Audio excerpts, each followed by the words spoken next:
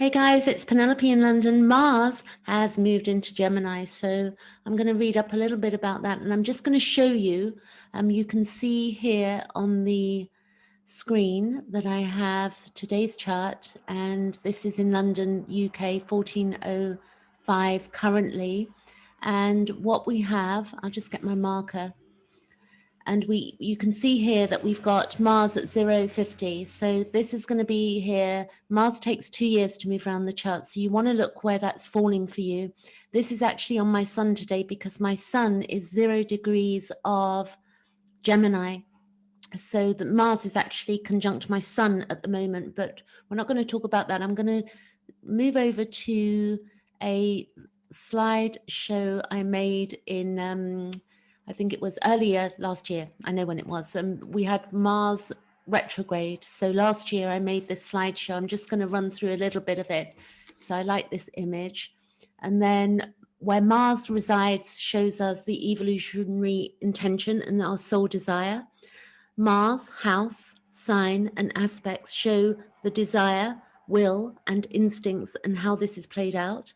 Mars is our subjective consciousness where we are aware of ourself as well as outside factors.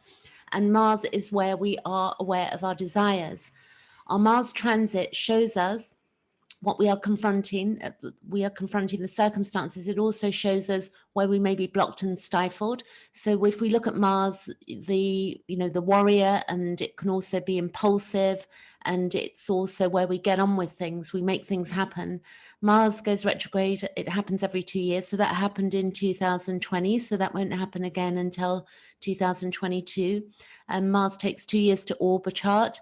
And our Mars return is where we redefine ourselves. This happens about every 2 years. So I just had also my Mars return when Mars was at 24 of Taurus, because my Mars is 24 degrees of Taurus. We've also got in Evolutionary Astrology, the phasal relationship between Pluto and Mars is chapter 8. That can be seen in Pluto volume 2, if you're studying Evolutionary Astrology, or Pluto as well. And we look at the evolutionary states to understand the differences of how people interact within a relationship. So that evolutionary states being, we have consensus, then we have spiritual, and we have 4 different states. We have the individual, we have the consensus state souls that have evolved into what can be called the consensus state of evolution, which comprises roughly of 70% of the souls on the planet at this time. So we can see this where people will follow the consensus, and consensus is what most people are doing. And then we will have souls that are not following consensus, and we can see that playing out heavily at the moment in decisions of what they're doing around the current lockdowns and COVID, and new ways of making money and moving through the world. So our direction, Mars. Individuated state of evolution, where individuated is used in the union sense of the word. This comprises of roughly 20% of souls, and the spiritual state of evolution that comprises roughly to 4 to 6% of all souls on the planet. So it's not about judging or saying, oh, I'm better than somebody else. It's just that we're all at different levels of understanding. And you can see this in Jeff Wolf Green Pluto, the soul's evolution through relationships also. You can look at the evolutionary state. This is my chart from when I did this slideshow last year. And this chart was in July 2020. And Mars at that time for me was going through my 5th house. It's now on my sun today, 0 degrees. It's up here, which is brilliant for me. I'm making some big changes, and I had that also conjunction, Mars conjunct Mars return a few weeks ago. Then we have Mars. We're not going to talk about Mars retrograde, so I'll skip that. And also then we've got through the signs, Mars in Aries, and it was in Aries when it went retrograde. But if we look today at Mars Gemini, it's about growth that is rapid, limitations being confronted, that slow growth, because Gemini is very quick, and the ruler of Gemini is Mercury. So it's, quicksilver, very fast moving. And also the 3rd house is Gemini. and it's to do with communications, all types of communications, emails, what we're communicating to each other locally, and also what we're communicating in with siblings. So not just and short journeys and short travels. So our direction at this time will be based on that. And then we've also got it's examination of the psychology of our emotional needs, intentions, and desires. It's embracing of new ways and agreements to think in new ways. It's very subjective thinking, feeling, you know, what do I want now? Intensity in discussion, psychology, to know the other's mind and understand other. It's openness in our thinking and ideas, and to watch for unhealthy persuasion and brainwashing, because the polarity to Mars in Gemini would be Sagittarius, which can be dogma.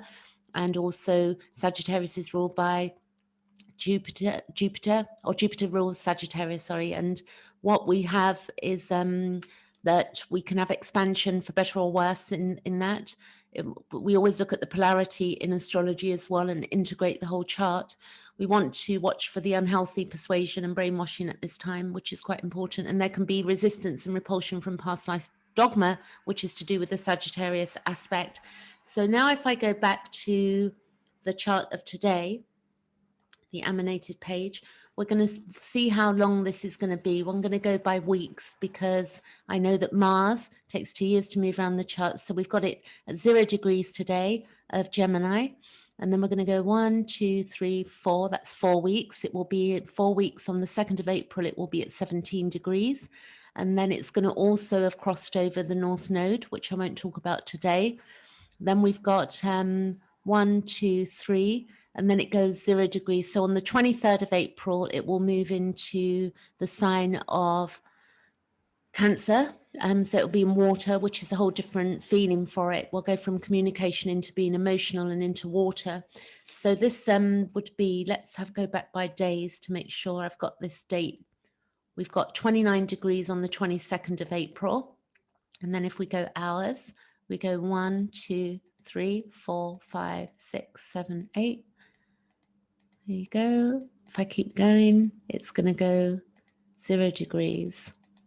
There you go. So 00 will be on the 23rd of April at 12:05 UK time. That will be the 23rd then for the USA and New York and California as well.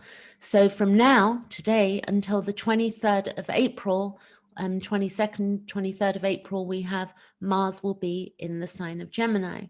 So let's go back to today, weeks, 1, 2, 3, 4, 5, 6, 7. We got the 5th. Okay, so this is today's chart. And what I'm going to do is just read from Robert Hand, Planets in Transit, which is a brilliant book if you're studying astrology. I'll put the link below the video when I upload it. So the significance of transiting Mars. Mars has traditionally been considered a malefic planet in astrology. That is more likely to produce evil than good, but this is not so.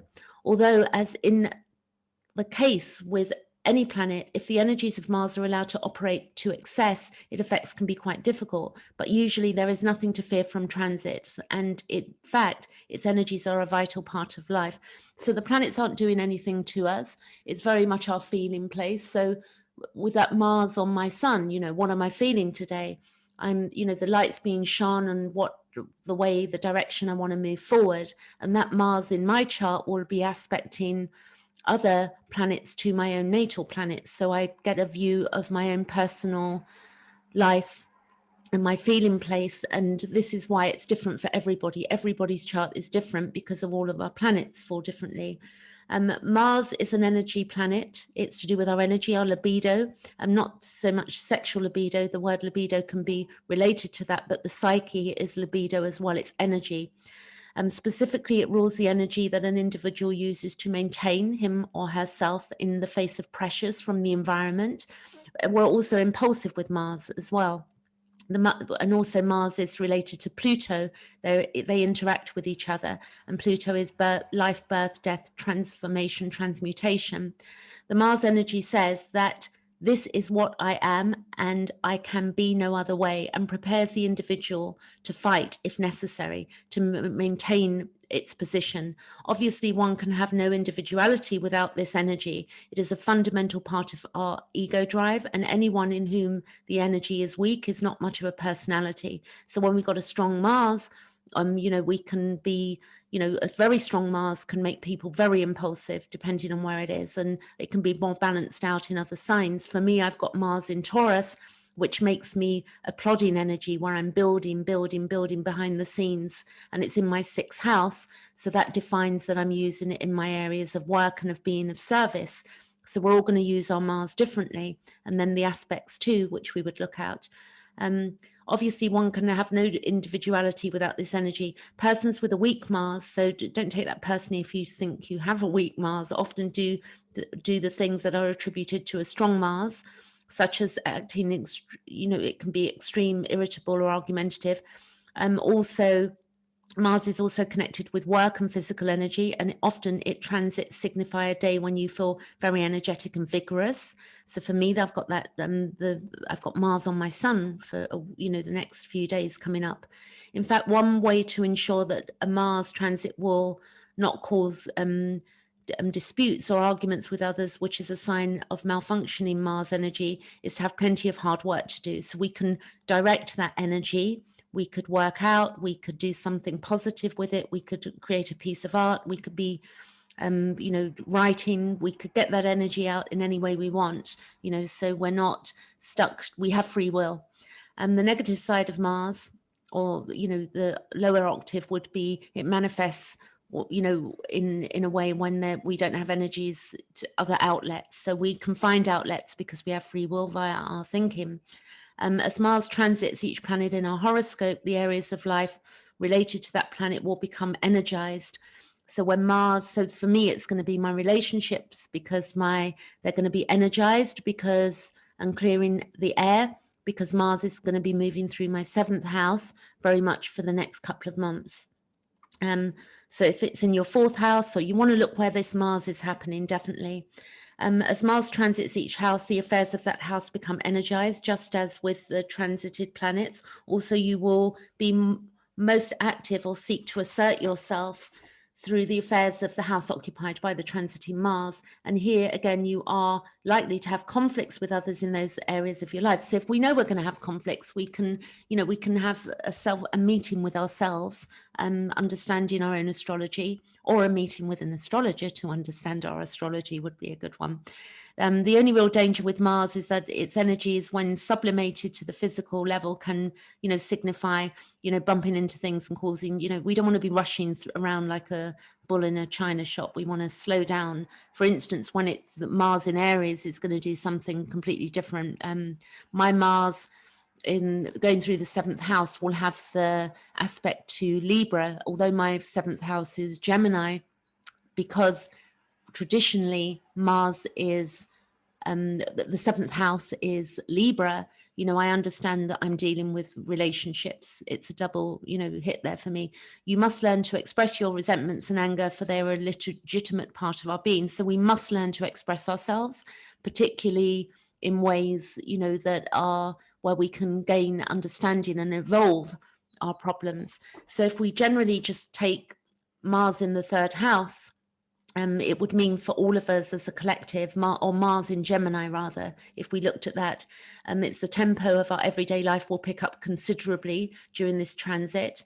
Energies will be high, and there can be danger of conflicts with, neighbors, relatives, and other persons that we encounter daily.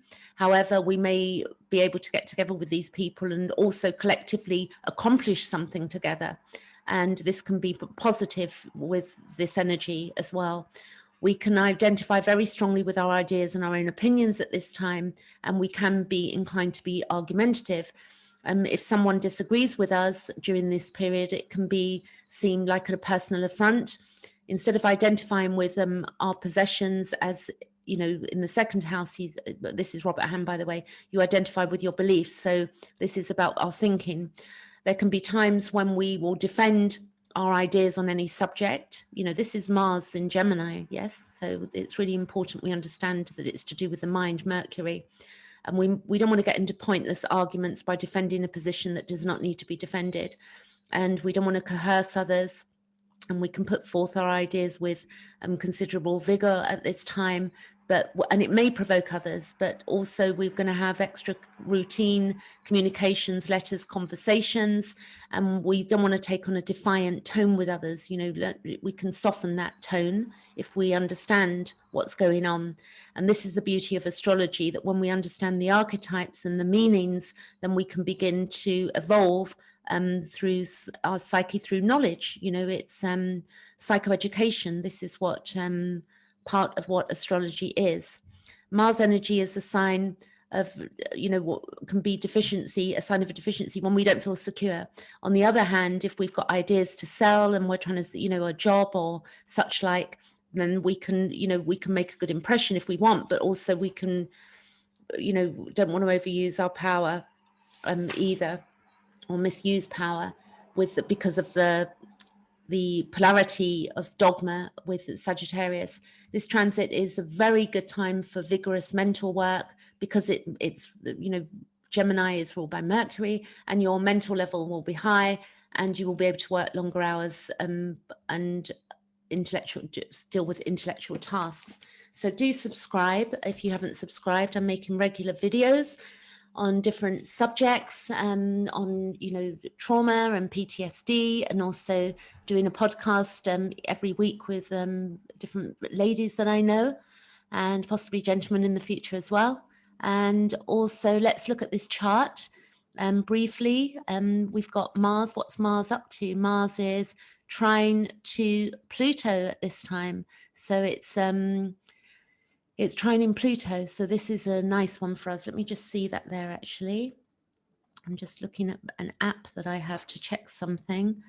Current chart, and the current aspects are, let's see what Mars is doing. Mars is trining Saturn, and that would be, Mars is the planet of energy and drive, and Saturn is restriction and structure.